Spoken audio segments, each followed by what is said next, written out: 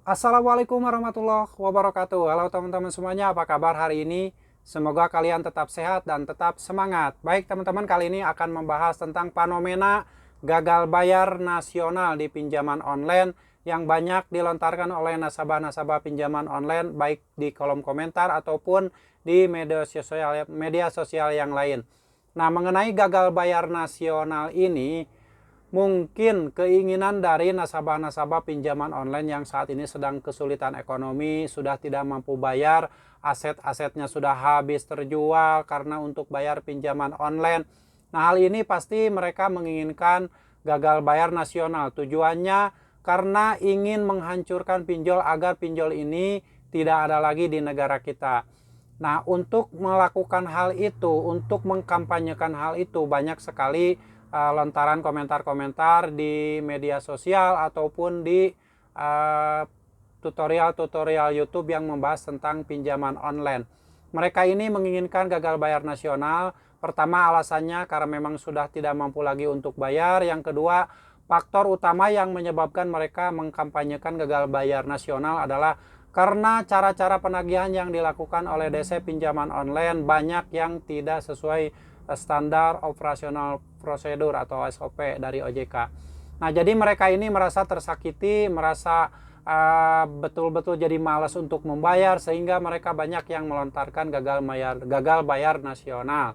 Nah, sebagai konten kreator, buat saya yang namanya fenomena gagal bayar nasional ini mungkin salah satu tujuannya yaitu ingin menghentikan praktek pinjaman online yang ada di negara kita.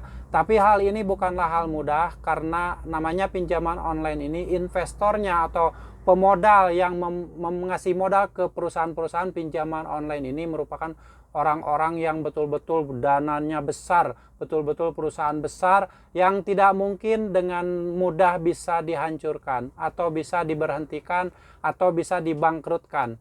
Nah, jadi fenomena gagal bayar nasional ini bisa saja dikampanyekan kalau misalkan seluruh warga negara kita ini yang terlibat dengan pinjaman online, mereka kompak semua tidak membayar pinjaman online dengan alasan memang sudah tidak mampu bayar. Alasan keduanya yaitu mereka sudah betul-betul dicaci maki, dihina, disebar data, dan sebagainya, diancam oleh DC-DC pinjaman online.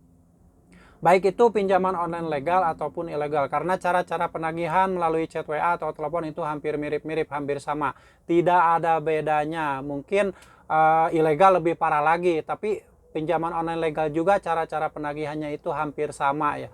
Ada ancaman juga, ada penekanan, ada ancaman sebar data juga, walaupun mungkin tidak semua pinjaman online melakukan hal itu.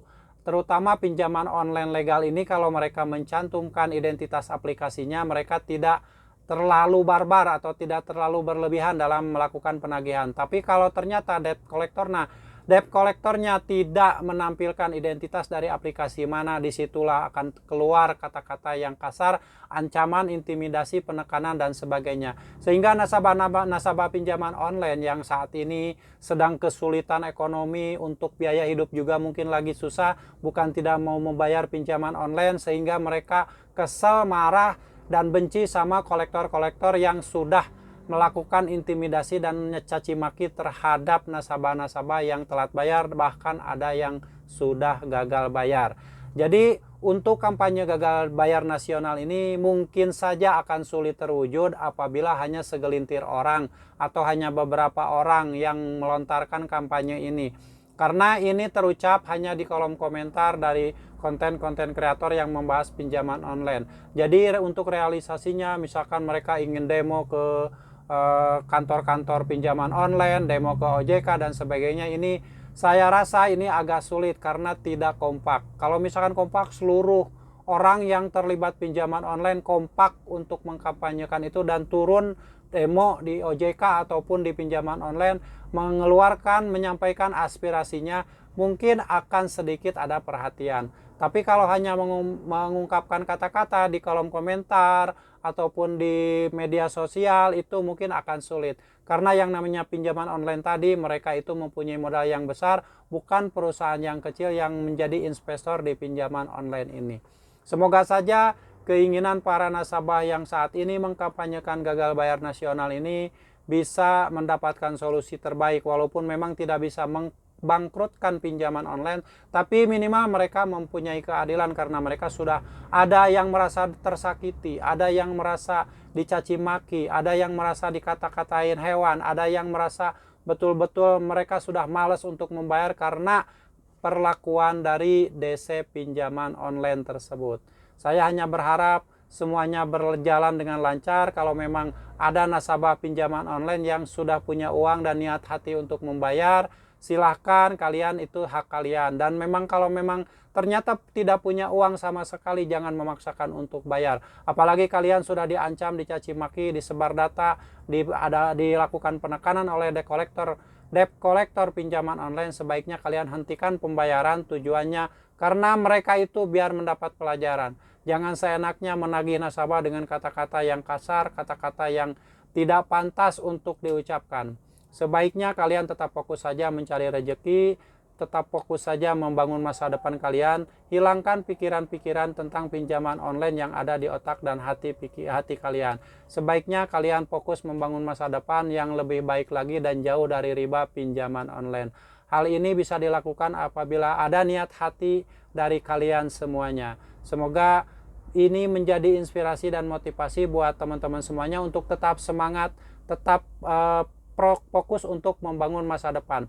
Dan buat teman-teman yang saat ini mungkin belum pernah mengenal yang namanya pinjaman online, baru melihat iklan-iklan di medsos dan dimanapun, saya sarankan jangan pernah menyentuh dan meminjam yang namanya uang di pinjaman online. Karena itu adalah awal kehancuran hidup kalian. Pinjam uang di pinjaman online adalah awal kehancuran dari hidup kalian, kehancuran masa depan kalian. Dari situlah titik awal kalian akan diteror, dicaci maki, diancam apabila kalian sudah terjebak di lilitan hutang pinjaman online. Semoga menjadi inspirasi dan saya sarankan kalian tetap semangat, tetap fokus membangun masa depan. Jangan memikirkan lagi pinjaman online.